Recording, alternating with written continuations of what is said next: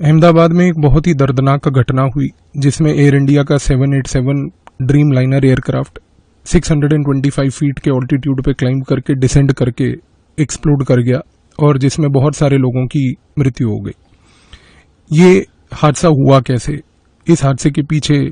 क्या रहस्य छुपे हुए हैं, इसको समझने के लिए आपको सबसे पहले बोइंग 787 ड्रीम लाइनर एयरक्राफ्ट जो होता है उसके कुछ इंपॉर्टेंट कंपोनेंट्स के बारे में जानना आवश्यक है। एक एयरक्राफ्ट जैसे कि 787 ड्रीम लाइनर है, उसमें सबसे पहले तो फ्यूल टैंक होता है। जो फ्यूल टैंक है वो एयरक्राफ्ट के लेफ्ट, राइट और सेंटर पार्ट में होता है। टैंक को नाइट्रोजन से प्रोवाइड करके प्रोटेक्ट किया जाता है ताकि किसी भी प्रकार का कोई एक्सप्लोसिव रिस्क वहां पर ना बने। इसके साथ साथ ड्रीम लाइनर में जो 787 है उसमें सबसे इंपॉर्टेंट रोल होता है पंप्स का। ये पंप्स बेसिकली बहुत हाई प्रेशर पे फ्यूल को सेंड करते हैं और इनके फ्यूल को सेंड करने से इंजन रन करता है। अगर मान लीजिए पंप बंद कर दिया जाए तो इस कॉन्टेक्स्ट में जो इंजन है वो सक्शन फीड के थ्रू रन करता है और सक्शन फीड में जितना लिमिटेड फ्यूल आता है वो इंजन को उतनी पावर नहीं देता कि जिसकी वजह से एक एयरक्राफ्ट एक लंबे क्लाइंब की ओर बढ़ जाए। इसके साथ साथ एयरक्राफ्ट के अंदर क्रॉस फीड वॉल्व्स होते हैं। ये क्रॉस फीड वॉल्व्स जो होते हैं ये बेसिकली एक बैलेंस इंश्योर करते हैं फ्यूल एलोकेशन के बीच में और इंजन के बीच में। And last but not the least, इसके साथ साथ जो फ्लाइट डेक होता है जहां पर पायलट्स बैठते हैं वहां पर उनके साथ ऊपर लगे हुए स्विचेस होते हैं फ्लाइट डेक में, जो बेसिकली इन सारी फंक्शनैलिटीज को कंट्रोल करते हैं। इशू सबसे बड़ा ये है कि अगर एक एयरक्राफ्ट के मेन फ्यूल वॉल्व को क्लोज कर दिया जाए, क्योंकि जिसको मैनुअली कंट्रोल किया जाता है, तो उस कॉन्टेक्स्ट में इंजन में उतना तेल नहीं रहता जिसकी वजह से इंजन को प्रोपल्शन मिले और इसकी वजह से जो सक्शन पाइप्स जो होती हैं जिसमें लिमिटेड फ्यूल रह जाता है उसकी वजह से फ्लाइट चलती है। एविएशन की एक्सपर्ट्स की अगर हम बात माने तो वो ये कहते हैं कि अगर किसी एयरक्राफ्ट का मेन फ्यूल वॉल्व जो है उसको अगर बंद कर दिया जाए, उसके बाद जो सक्शन पाइप्स हैं और जो आज की डेट में बाकी जो पूरे के पूरे पंप्स हैं जो फीड करते हैं फ्यूल को इंजन तक, उसमें केवल सिर्फ इतना ही फ्यूल रह जाता है कि जिसकी वजह से फ्लाइट केवल 40 से 45 सेकंड ही उड़ सकती है। एयर इंडिया की ये वाली फ्लाइट जिसमें 625 फीट का ऑल्टीट्यूड क्लाइंब करके लगभग 30 सेकंड के अंदर अंदर दोनों इंजन्स का फेलियर हुआ और इस इंजन फेलियर के बाद पावर सप्लाई कंप्लीटली कट हो गई। ये चीजें कुछ बहुत ही रहस्यमंद होती जा रही हैं क्योंकि यहां पर चीजें ठीक बैठ नहीं रही।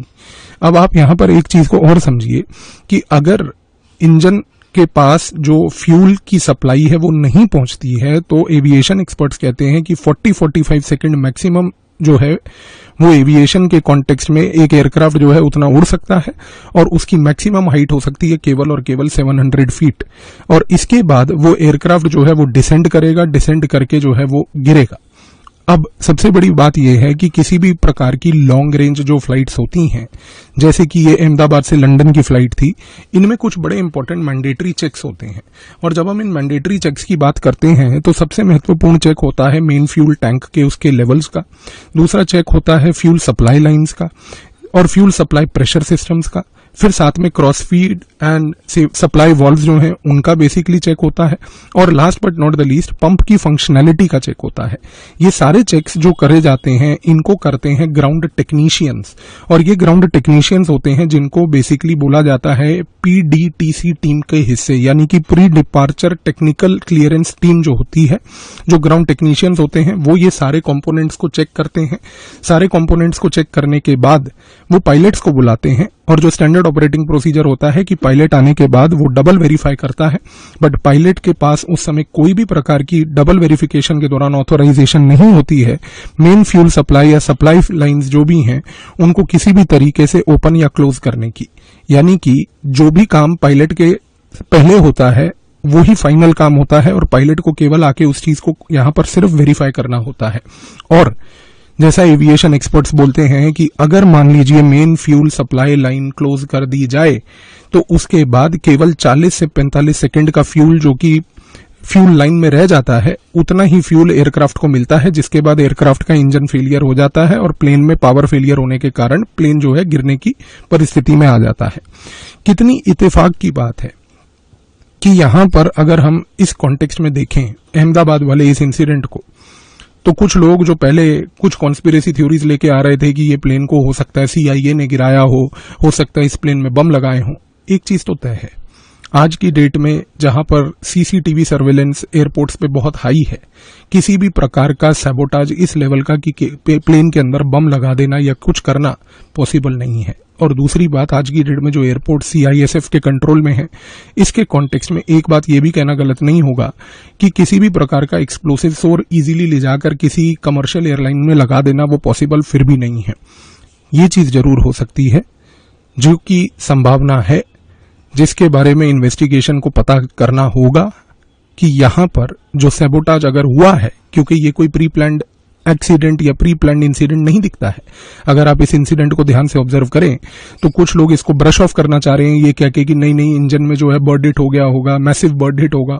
मैसिव बर्ड हिट हो जाने के बाद पावर सप्लाई फेलियर के कारण दोनों इंजन बंद नहीं हो सकते। ये एक कोई भी कॉमन सेंस वाला व्यक्ति भी अंडरस्टैंड कर सकता है। यहां पर अगर कुछ हुआ है इस पर्टिकुलर इंसिडेंट में, तो वो ये है कि सबसे पहली बात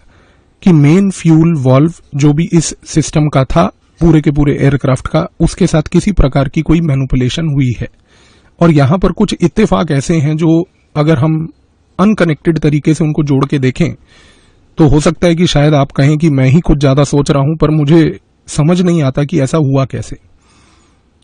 एयरपोर्ट्स पे भारत के जो कार्गो हैंडलिंग सर्विसेज थी, बहुत लंबे समय से एक तुर्किश फर्म सेल्बी प्रोवाइड कर रही थी। ऑपरेशन सिंदूर के बाद जब तुर्की ने पाकिस्तान का समर्थन किया, उसके बाद भारत की सरकार ने उस तुर्किश फर्म जो है सेल्बी का सिक्योरिटी क्लियरेंस को रिवोक करके 15 मई से उसके सारे ऑपरेशंस बंद कर दिए। 15 मई तक ऑपरेशंस तुर्की की ये कंपनी सेल्बी अहमदाबाद के एयरपोर्ट पे भी प्रोवाइड कर रही थी।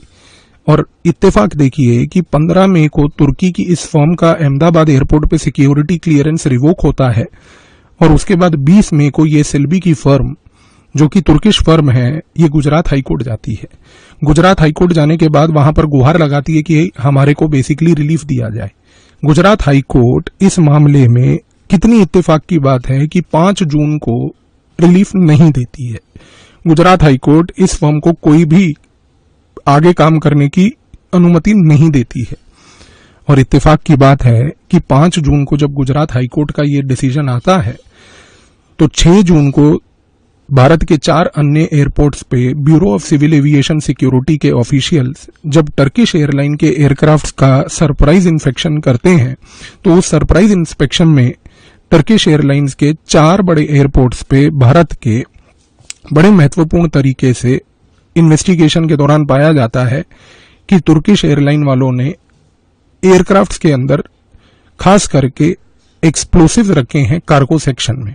उसके बाद bureau of civil aviation security एक नोटिस इशू करते हुए टर्किश एयरलाइन को यह कहती है कि किसी भी प्रकार के ऐसे एक्सप्लोसिव बिना रिपोर्ट किए आप आइंदा नहीं ले जाएंगे। कितनी इत्तेफाक की बात है कि 6 जून को जब यह होता है, उसके तुरंत बाद 8 जून को जमाते इस्लामी और उसके साथ उसकी जो पेरेंट ऑर्गेनाइजेशन है Indian people in solidarity with Palestine, वो खड़े होकर पूरे भारत में बॉयकॉट प्रोटेस्ट करवाती है। और वो बॉयकॉट प्रोटेस्ट होता है केवल एक कंपनी के खिलाफ, जो है टाटा ग्रुप, जिसके तहत ये बोला जाता है कि इस टाटा ग्रुप के प्रोडक्ट्स को कंप्लीटली प्रोहिबिट कर देना चाहिए और किसी भी व्यक्ति को इनके प्रोडक्ट नहीं खरीदने चाहिए, क्योंकि टाटा ग्रुप इजराइल के साथ खड़े होकर फिलिस्तीनियों को गाजा में मारने की मुहिम बना रहा है और उनको इजराइल को इक्विपमेंट सप्लाई करता है। कितनी इत्तेफाक की बात है कि 10 जून को सिख फॉर जस्टिस नाम का टेररिस्ट ग्रुप, जिसको अमेरिका ने पनाह देकर अपनी टेरिटरी में रखा है, जिसका लीडर एक खालिस्तानी सिख टेररिस्ट जो कि गुरपतवंत सिंह पन्नू नाम का एक आतंकवादी है, वो वहां पर बैठ के 10 जून को एक स्टेटमेंट देता है कि प्रधानमंत्री भारत के 15 से 17 जून जब कनाडा आएंगे, तो कनाडा में आने के टाइम पे मोदी को एम्बुश करके किल करने की आवश्यकता है G7 देशों के सामने। कितने इत्तेफाक की बात है कि यही गुरपतवंत सिंह पन्नू पिछले साल अक्टूबर से बार बार धमकियां दे जा रहा है कि भारत के नागरिकों को एयर इंडिया के जहाज में नहीं बैठना चाहिए। कितने इत्तेफाक की बात है कि 6 जून से लेकर 10 जून के बीच में सेल्बी का गुजरात हाईकोर्ट पे वर्डिक्ट आना, उसके बाद टर्किश एयरलाइन में एक्सप्लोसिव पाए जाना, उसके बाद यहां पर जमाते इस्लामी और Indian people in solidarity with Palestine का टाटा का बॉयकॉट करना, और 10 जून को गुरपतवंत सिंह पन्नू आतंकवादी की तरफ से स्टेटमेंट आना कि मोदी को एम्बुश और किल किया जाए G7 के सामने, और 12 जून को ये हादसा हो जाना। एक चीज तय है, इसमें क्या एस्पेक्ट है बाहर का या नहीं है वो तो खैर इन्वेस्टिगेशन बताएगी, लेकिन एक बात जो तय है वो क्लियर है कि इस पूरे गेम में किसी भी प्रकार का कोई बर्ड हिट नहीं था। यहां पर आज इन्वेस्टिगेशन एजेंसी को सबसे पहले ये आइडेंटिफाई करना होगा, सीसीटीवी की प्रक्रिया को पूरी निकाल के सारे जितने भी सिग्नेचर फाइल्स जो होती हैं उनको निकाल के आइडेंटिफाई करना होगा कि इस एयरक्राफ्ट के उड़ने से पहले जो इसका फ्यूल सप्लाई वाल्व था उसको आखिरी बार किसने टच किया था। यहां पर यह आइडेंटिफाई करना होगा सबसे महत्वपूर्ण तरीके से कि